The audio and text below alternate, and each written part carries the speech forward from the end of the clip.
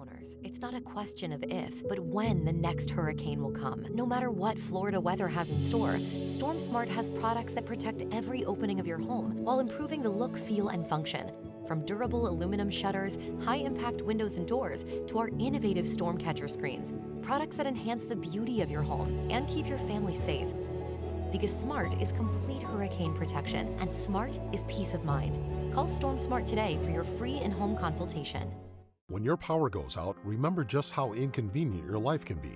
No lights, no refrigeration, no heating or cooling, no electronics. But with a Generac home standby generator, you'll have power when you need it. Our Generac generators automatically provide backup power after sensing a power outage, so your life goes on uninterrupted. Get a free 10-year warranty with the purchase of any air-cooled generator. Call Generac Generators today. Generac Generators. Life is primitive without power.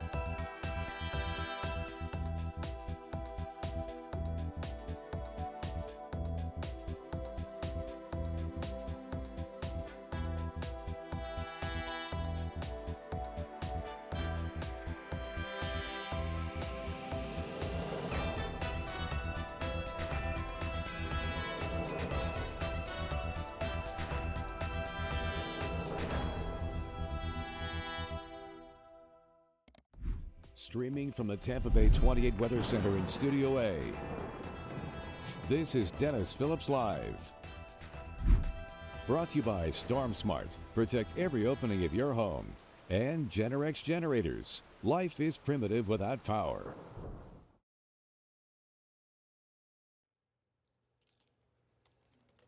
How you doing, everybody? It is a Tuesday night edition of Dennis Phillips Live, and we have a special guest. Now, Dave, you were here, Dave Randorf from the Tampa Bay Lightning, obviously, and so you were here before the season started, I think. Were things just getting going? No, I think it was before the season started. It was in the off season. I think it was the summer. It was right after we announced our new Scripps partnership to show the games on Scripps and the ABC affiliate here in Tampa. So that's when it was, and we talked hockey and what was coming up. And little did we know the season was going to be going as successfully as it is. It really has been. And what we were talking about, so the one thing that I think is so fascinating about this weekend, we're obviously talking about the Stadium Series game over at Ray J. Puck drop, I believe they were saying around 7:15, I think is when it was supposed to actually, I was talking to Steve, and he was saying around 7:15. Steve Griggs, my boss, yes, right. And he's been texting me for the last week and a half saying, all right, so give me some updates on the weather. What's it going to be like, Dennis? Right, and I mean, the concern was rain and warmth. I mean, I think when people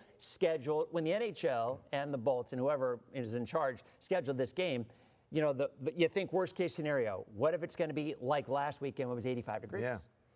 I think, from what I understand about these things now, is that the rain was more of a concern than the hot weather. Certainly, hot sunshine all day long and the ice would not have been good. But those of you who are hockey fans have been following along know by now that they built this temporary structure over the ice surface, which was right across the street from where we're sitting right now at Raymond James Stadium, and that is not coming off until hours before the game. So they had a plan in place already to make it temperature controlled, build the ice. They were more concerned with potential rain, and that would really be that would wipe the game out. And I have seen Stadium Series games where the ice has been slushy, and they have had some snow and some rain mixed. So for Florida, you would think if it was ever a time that it was going to happen, it might be now. And yet, so here's my conspiracy theory, all right? So there are people out there during hurricane season, we hear it all the time, oh, there's a big weather machine out there. The government has a big weather machine. And of course, you believe what you want to. But if such a thing exists, I believe the Bolts got their hands on it, because Sunday will be the coldest night we have had in over a decade. That's amazing. That's incredible. What are the odds? It is the odds, because when this whole thing was announced, everybody in and around the Tampa Bay area and hockey fans all over the place were thinking, I don't know about this. This is probably not going to work, even though they're like years into this whole outdoor game event structure and planning that they've got at the NHL. They kind of got it down pat, and they can do it anywhere. However, people were still thinking, I don't know how this is going to work. And here we are. Weather is going to be a complete non-issue, except for people who are sitting there, like myself, in the seats. Dress warmly, because it's going to be cold. Well, get your toques, your gloves, and you're going to need a winter coat. So by the way, what's a toque?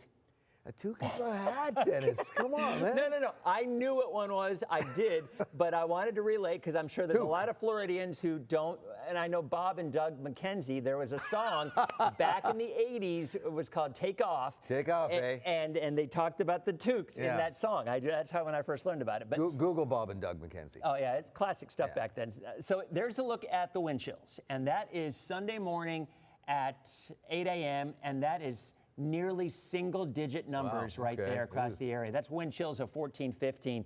So at puck drop, so we'll go right about there is puck drop. Yeah. No, that's actually 2 in the afternoon. There's puck drop, just after puck drop. That's wind chills of around 30, 31 degrees. So you could make the argument that it would have been warmer at benchmark in the stands. So is it going to be windy?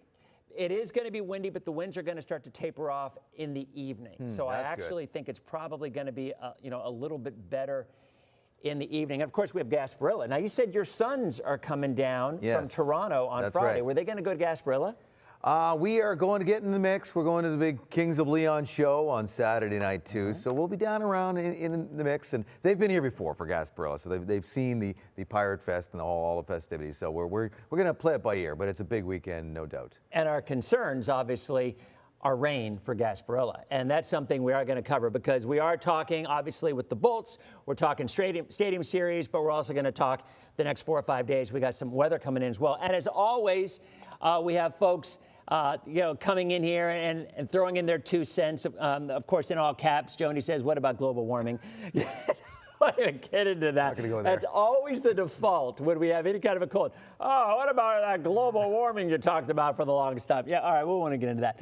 A lot of folks saying hi to Dave. If you have any questions, not just about the Stadium Series, but about the Bolts and about how things have been going, which has been a tremendous start to the season. I mean, they had a period of time where it was a little bit of a slow go, but boy, of late, they have been on fuego. Yeah, no, they started the season terribly. That's no secret. They had 1 win in their first 7 games, and they were full value for that 1 win in 7 games, if you know what I mean. They weren't good at all. And they reeled it in, got their game together, got everybody's structure going, and then the injuries hit, and they still kept on winning. They had a stretch of 15 wins and 3 losses. Then they stumbled around a little bit for about 4 or 5 more games, and then they just finished a 15-game point streak, 14-0-1, 3rd longest streak in franchise history. They lost the other night, Saturday at Columbus, and then won again last night with a shutout. The Lightning really they have established themselves once again as one of the top teams and a Stanley Cup contender this season, without question. And I know I'm wearing the hoodie, work for the team. That is a completely objective and accurate opinion. Yeah, I mean, even John Cooper was saying, I saw an interview a couple of days ago, you rarely get a stretch like this. Where you just, puck luck is a thing in hockey, and sometimes the puck goes your way, but for such a prolonged period of time that they're winning game after game. And they're doing it in different ways, too. Yeah. And it isn't always just the same thing. I mean, they've had a couple of OT wins. They won in the shootout a couple nights ago. They've had lopsided wins, and then they've had a shootout win like they had last night against Utah. It all stems from them playing defense, and I know it's not super sexy because the Lightning have been known as a high-flying, high-scoring team for years now, and they certainly have a lot of stars who could do that. But it's their defensive structure, how they hold the team to the outside. They don't allow them to get into their zone cleanly, and they're not in there very long. And then on top of that, when you need a save, you got the best goalie in the NHL in Andrei Vasilevskiy, and he, in my mind, Dennis, is back to that form that he can clearly call himself the best in the business right now. He's back to Vasilevskiy, Vezina Vasi form. Yeah. And what's interesting about that, now how old is Vasi now? Ooh, I want to say 29. I think like 29, yeah. I think so, yeah. You've got the experience, but, as you start to get a little older, people start saying, all right, is he going to continue and he had some injury problems for a period of time, right? He had back surgery 2 years ago. Yeah. So now that everything seems to be clicking again, and I think everybody who follows hockey knows a hot goaltender will take you. Sometimes the sky's the limit. Yeah, no doubt about it. You're not going to go anywhere without solid goaltending, and Vasilevskiy is a future Hall of Famer. And everybody just has to remember back to the last Stanley Cup they won when he had a shutout win in each of their series clinching victories. Never been done before in NHL history. So when it was time, when the money was on the table, Vasi just shut the door along with the team around him. But that is one of the biggest things that they've got going for them this season. So when we come back, we're going to talk more about the Stadium Series. We're going to talk about, well, the possibility of not just a freeze, but there has been a little buzz about snow flurries. In fact, I mentioned it to you. You're like, what? Where, bring that up on the map. Where's that going on? Yeah, we'll talk about that coming up in 90 seconds as DPL continues. All right, so we're on our break there. There we go. And we are still live here. Everything. Oh, look, in fact, Randy said, are there any breaks tonight? Oh, yes, there are, Randy. So we hit the first break okay. Stephanie's saying wind chill of 35 for the game. Yep, that's about what we're looking at puck drop, and it's obviously going to drop even more as we get in. Can I say something about wind chill, like wind? Yeah. Interesting to know. I don't know how many people will know this, but for these outdoor games, they switch ends like a football game. Obviously, like halfway through the second period, they switch ends. I know that they switch. Oh, really? Yes, they swap ends, obviously, at a regular hockey game, but that's indoors. There's no wind in there. And it's after each period, right? No, not after each period. I believe it's the middle of the second period. So you've got so everybody's got the equal amount of time going for or against the wind. So it's one period going one way, and then the second period's cut in half. They switch ends, and then the third period. Got it. So does the home team get their? Well, it doesn't matter, I suppose. If, you know. That's a good question. I don't know. It would matter because it's just like kicking into the wind or receiving. The home team gets to pick, or they win the coin toss. So in this case, I don't know. Yeah, I don't even know. I mean, this is new territory. If anybody knows for out there, send us a message on the thing. Yeah, let us know. So we got lots of folks in here. How much time we got on that clock? 12 seconds. All right. So we should have saved that for the. Well, we'll talk about that because I mean I do think that's interesting. It is. People don't know that sometimes. All right. All right, we are back to Dennis Phillips Live, and we are talking Bolts hockey. We are talking Stadium Series. Matter of fact, I want to go ahead and show you this. Let's just show you this right here, Dave, because this is a graphic that we were looking at. So this is a look at what Ray J looks like beforehand, and kind of tell us what we're looking at here. Well, this is the structure I was talking about prior to. So every rink for an outdoor game is dressed, with the outskirts of where the ice is going to go with a themed kind of motif. And this one's going to be a Gasparilla pirate theme kind of thing. But there you can see they brought in the tent structure, which is right there. And they're going to roll it back. Is this what we're looking at right here on the air? That's what we're seeing. Okay, so there you go. So that tent is going to be rolled back hours before the game, and this was brought in to make a temperature-controlled environment so they could build the ice and keep it safe and away from the elements, be it warm or rain or whatever. They could just have a controlled environment to get the ice, because the ice is everything. This is a real game. This is not an exhibition game. It's not an all-star game. This is a real game with two valuable points on the line. So you have the integrity, the ice surface has to be just like it is in the regular arenas that these teams play in. So that's what they've worked hard to do. And the whole plan was to, as I say, roll that tent back and off hours before the game, and all the stuff around the rink was going to be installed hours before the game as well. I don't know whether that's changed now because of the weather that you've guaranteed. I rarely use that. By the way, that is a word I rarely use because 31 years ago, I went on air. This is a true story. Halloween night, I went on air, and about 4 hours before Halloween, I guaranteed, I used that word, that it would not rain, and some areas got rain. Oh, and I learned it. You know what? And I learned my lesson. You're still hearing about it. Yes. Oh, I still have nightmares about that. I'll never, ever forget that. But so you didn't guarantee? No, I did not guarantee, but just about as close. No, I will guarantee very, very cold weather. Now, I won't guarantee snow flurries, but it is something that a lot of folks have been talking about, and you can kind of see it right here. Yeah. And here's the thing. So you lived, so were you close to Lake Ontario? I mean, oh yeah, okay, very close. So folks who live up north are familiar with what's known as lake effect snow. If you live in Buffalo, if you live in Cleveland, if you live in Erie, you have seen lake effect snow. Well, we have our type of snow like that. It is called Gulf effect snow. It is incredibly rare, but it's the exact same situation. Instead of the cold air traveling over the relatively warmer water of Lake Erie or Lake Michigan or Lake Ontario, what happens is that cold air travels over the warmer waters of the Gulf, our Gulf. And so what happens is if it's cold enough, the problem for Florida is the colder the air is, the drier the air gets. So that means if it's exceptionally cold, cold enough to snow, the air is probably extremely dry and very unlikely to have flurries. But I say that the models, and we've been talking about this actually on our show for about 4 or 5 days now, the models are hinting Saturday night, Sunday morning, there might be a couple of flurries along the coast. I don't think it would stick, but a lot of people are saying, hey, is there a chance for snow at the game?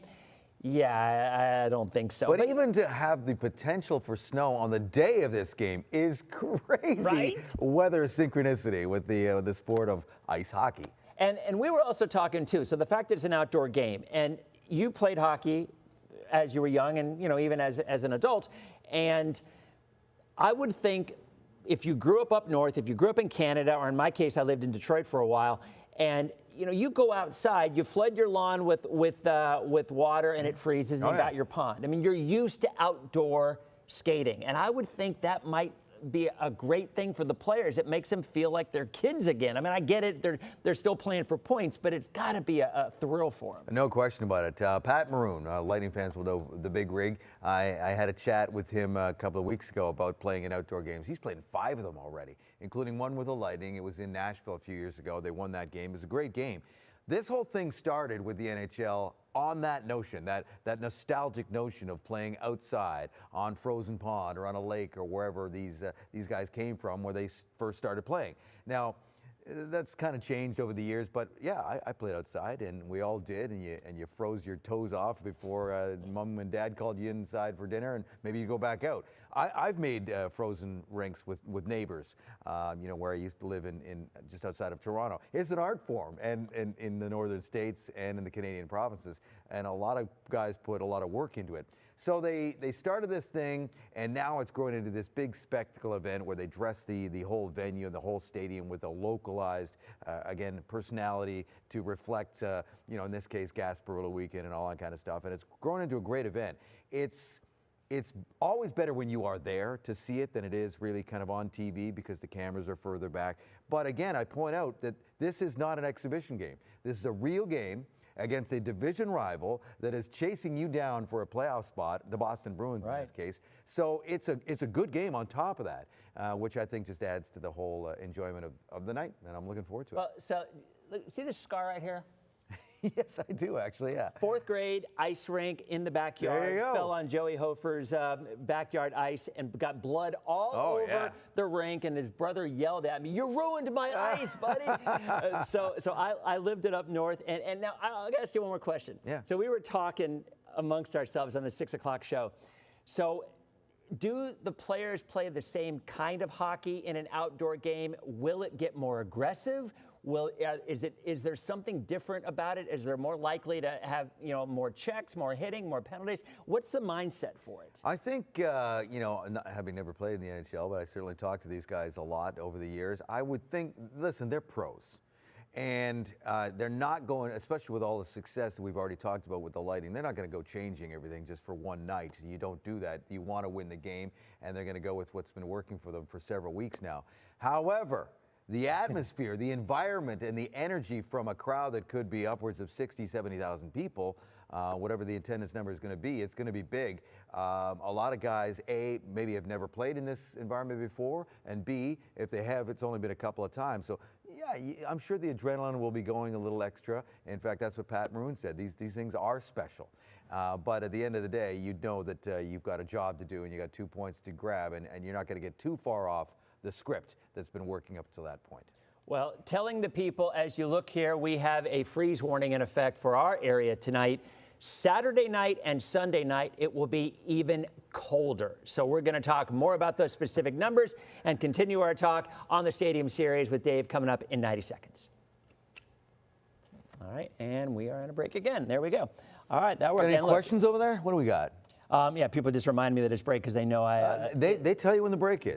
That's awesome. Do. Well, once they forgot, and I went way heavy, and I'm like, guys, if you're going to be my producers, I definitely need the help. That is an army of loyal viewers. That's awesome. I did see a couple of questions. One, are the rosters the same? Is everything the same for the game? Yeah, no, that's right. There's no expanded rosters or anything like that. It's the same rules apply. Yeah, nothing would be different at all. And except for the unis. They got as everybody knows, this is now the logo for the Lightning jerseys in this color, and this is the TBL thing that I think is really cool.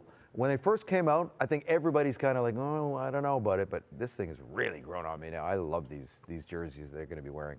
Yeah, I think I remember watching one of the games. Gosh, it might have been with Pittsburgh, and they were playing in. I mean. In the snow. Yeah, they were. Oh, that was the first one. You're talking about a game in Buffalo against the Buffalo Sabres and Sidney Crosby. No, 15 seconds. You're right. Okay, and Sidney Crosby won it in a shootout with the snow flying. In fact, he's pushing the puck up the ice on his stick, and he was basically shoveling the puck up the ice. And that was the very first one. They call it the Snow Globe game. All right, we're back in. That's where it was. Yeah, in 3, Buffalo. 2.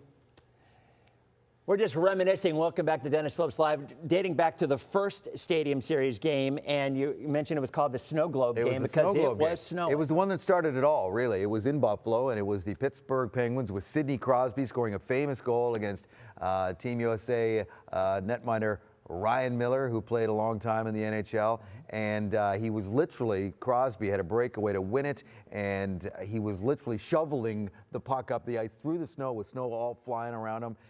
It was, Google those highlights. That's the one that started this whole thing, and I think this is, I'm not exactly sure how many they've had up until now, but it's close to 30 or 40 outdoor games now. And it's interesting you talked about stuff on the ice because even, let's say that cold weather was not going to be here and we were dealing more with the heat like you'd think with Florida. The bigger concern often, as you mentioned, would be rain, but it's also the dew points because what happens is they keep a tent over that ice and they take that tent down. Let's say the temperatures were going to be 70 or 75. They'd wait a few hours before puck drop to take that tent down. Yeah. And what they do is they keep the dew points very, very low because the higher the dew point, the more likely frost would settle on the ice, and that would make obviously an issue for passing the puck because it would be running into a less than ideal situation on the ice. But so what they do is not only do they keep the temperatures cold, they also keep the dew points low. But again, the dew points are going to be in the teens on Sunday night. The temperatures are going to be in the 30s. I don't think anybody for the Bolts or the NHL would have dreamed anything close to the way that this has worked out. No. It could not have been. Well, and even better. back it up, I don't think the league and Bolts fans, longtime Bolts fans, could have even dreamed they'd be having an outdoor game here in Tampa. So there's just that as well. And I'm really excited for a lot of longtime Lightning fans that I've had the pleasure of meeting over the years. Now that I've been here, this is super exciting. This is a landmark event. The team's already won Stanley Cups and established itself as one of the great franchises in the NHL, but now this is the next one. And I know the organization has been working so hard and been getting in the ear of Commissioner Gary Bettman and everybody around him to give them an outdoor game, and it's taken many years to get there.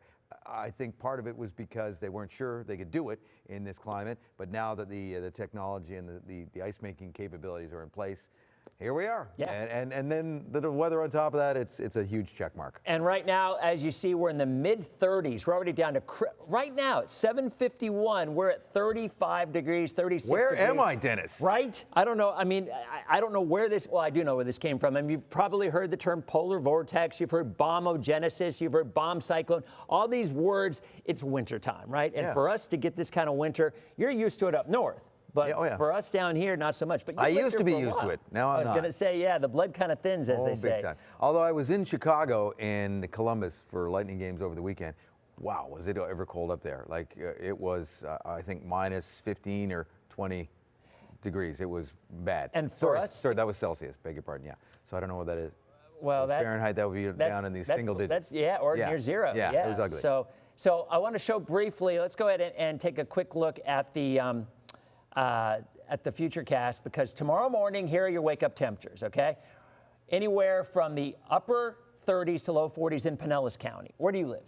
Safety Harbor. Okay, so Safety Harbor, you're probably going to be around 38, 39. I have a buddy of mine from high school, just moved to Safety Harbor last week. He lived in South Carolina his life. He's like, I'm going to move to Florida, and he picked Safety Harbor because it's such an awesome place. Great place. So you look at Pasco, Hernando, Citrus, that will be in the mid to upper 20s tomorrow morning. A hard freeze is possible in those areas. Cover your plants, bring in the pets. I mean, it is the real deal for our area, and then everybody else is going to be in the lower 30s. All right, one more break. We'll be back. We're going to continue on TV, and of course, we'll continue on streaming a bit longer so you can ask your questions for Dave. That's coming up in 90 seconds as Dennis Phillips Live continues. All right, last break. There we are. We are in. Yes. Okay. And one guy says, I'm still stuck in Chicago. Oh.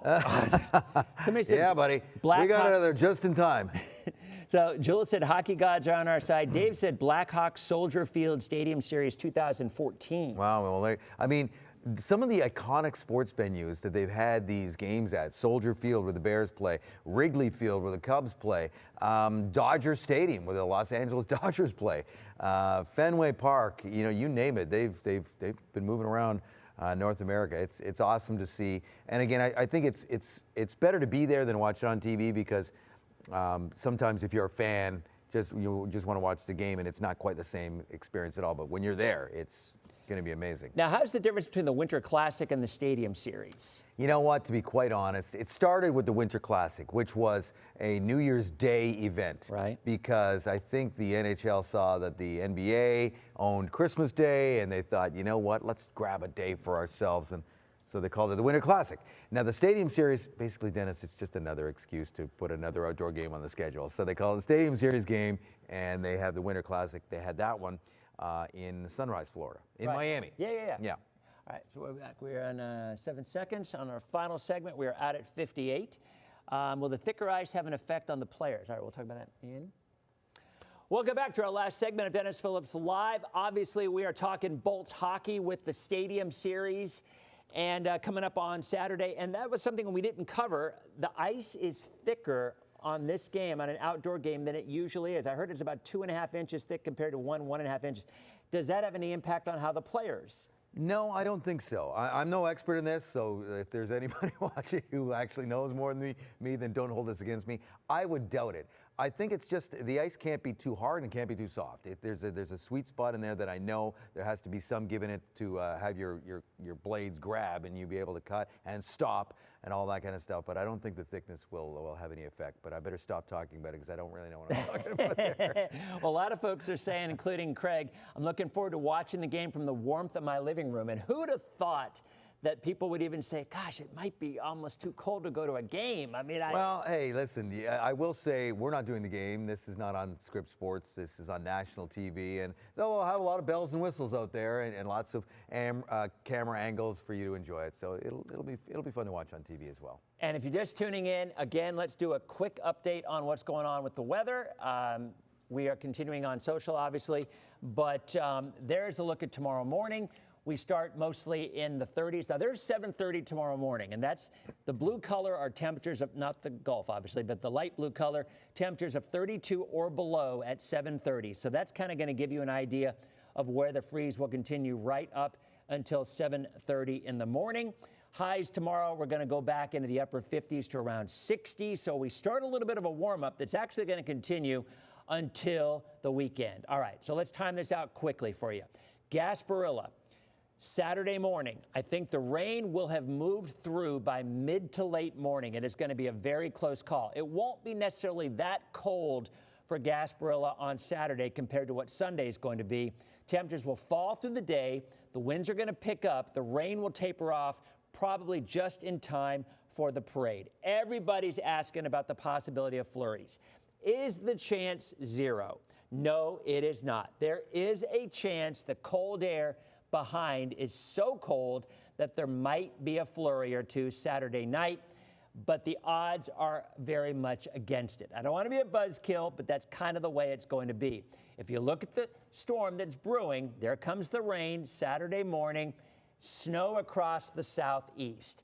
From the Carolinas, potentially some heavy snow moving up the eastern seaboard as a nor'easter. For us, if there were to be any flurries, it would be on Saturday night into early Sunday. I don't think it's going to happen, but hey, you never know. And the last time there was snow here? 1977 is when it stuck. 1989, we had flurries. So, folks, thank you very much for watching. Dave, I really appreciate it. Hey, Have a welcome, great buddy. night. The Bolts are back on Thursday, right? Yeah, against the Winnipeg Jets. They'll try to get another win streak, continue the win streak at home. All right, awesome. All right, so we got out. Call me a buzzkill without the snow. All right, so we're out. We made it clean. I think on the show, someone wants to know, can we get school closures for the snow? Maybe for the cold, but not for the snow. Jennifer's got to work the hockey game at Ray J. Where can I buy gloves? Those are Florida questions. Yeah, right that's you know what? I'm looking at that question, Jennifer, and that's a good question because I've got gloves because I came from Canada several years ago. I'm not sure where she could get winter gloves or a toque. Don't forget your toque. See? You can get a toque at the team store, Lightning, one of these. So check it out now, down there. Lauren St. Germain, our anchor for the 5 o'clock show, said she bought one that has the little ball on the top. Yeah, that's the real thing. That's the real McCoy. Well, she's from Boston, too. So, Yeah, I mean, she she probably has relatives that can do it. She knows. Dominic, because Grobnik is sending love from Cleveland, where it's 4 below right now. Ooh. So, yeah, you said you were just up in that, right? So yeah, I mean, ultimately, guys, I think the way this plays out is Saturday night, we start to see the winds pick up. It gets really cold. Sunday morning, I'll show you again. Here's a look at the wind chills.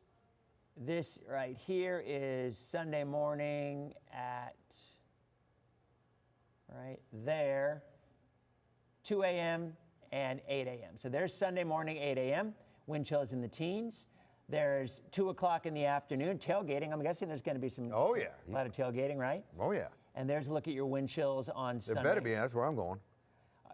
And that's what we were talking about this. So, you know, having the fact that this is an NHL game, I mean, you bought tickets for you and your family. Yeah, my sons and I are going. And, yeah, we are going to get there early, walk around, get the vibe just like you would for a Bucks game. I mean, that's the whole idea for sure.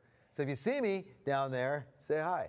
And there's the wind chill at puck drop, thereabouts puck drop in the upper 20s to lower 30s. And then I think Monday morning, here, in fact, I'll call that map up here. Let me go ahead and call it up for you. Monday morning, let's go ahead and look at the actual air temperatures, not even the wind chill. I'll take that map back again, all right? So I think will be our coldest morning. So there is Monday morning right there. I can't even see those numbers. What are those numbers saying? Around us, 20 to 32, 39, 35, 32. Yeah, all in the low 30s. Low to mid 30s there. But you go Citrus, it's 29. Yeah, looks like 27 in Pasco. Yeah. 29 in Plant City for the strawberry growers. And that's obviously always a big concern. The growers really get concerned when it goes. Do you know how that works with the coating the berries with water? No. This is I always find this very fascinating. So, you know, you always hear the growers say that the strawberry plants get damaged when it's 24 degrees or below, right? Because what happens is the air gets so dry, and it literally, it isn't that they do freeze, but the lack of moisture kills the plant. So what they do is, you've probably heard, they cover the berries and the plants with water, all right? And it turns them into giant icicles. But what happens is, because the ice is 32 degrees, it locks in the temperature of the plant to 32 degrees. Okay. The berries get waterlogged and destroyed, but the plants survive because by locking it into 32, it keeps the plants from dropping down to 24, so the plants are fine. I see. So that's why whenever it's, and you'll see it on the news, I guarantee you'll see it Saturday and Sunday, especially Sunday and Monday, actually, you'll have big, giant fields of strawberries covered in water and ice, because that's how they protect the plant. But I thought that's always kind of an interesting thing. All right. So, so guys, that is about it. Yeah. We will be back tomorrow night. Now, you said the Bolts are back on Thursday. Thursday against Winnipeg. They practice tomorrow, another game on Thursday. And then Sunday, bring it on. That's going to be the big Stadium Series game. If you're going, enjoy yourself. This is a once-in-a-lifetime situation, and I'm really happy for longtime Bolts fans. This is a big moment, and enjoy it. And thank you so much for You're coming welcome, again. buddy. My I so pleasure. appreciate it. My I really pleasure. enjoyed it. And, you know, I think in the month of February, we're going to be, because the Bolts will be off because of the winter games. Yes. Right? How long are they going to be down? They've got So after the Stadium Series game, they play against Buffalo, and then next Thursday against Florida. And then that's it for 3 weeks. And their next game won't be till February 25th. So it's a league-wide break, and the Lightning have the most players in the NHL are going to represent their respective countries in the Olympics. Wow. All right. Well, and we are planning on having some more folks from the Lightning come in, but to kind of keep them, because obviously, you know, the Tampa Bay Lightning broadcast home right here on the spot. And hopefully we can continue to keep the buzz going. That would be the worst thing is, you know, you got that momentum going into the break, and then you get 3 weeks off. And sometimes it's hard to knock the rust off a little bit. It is what it is. Everybody's going to do the same thing. So hopefully it'll work well. So again, Dave, thanks again. You're welcome. Folks, thank you very much for stopping by.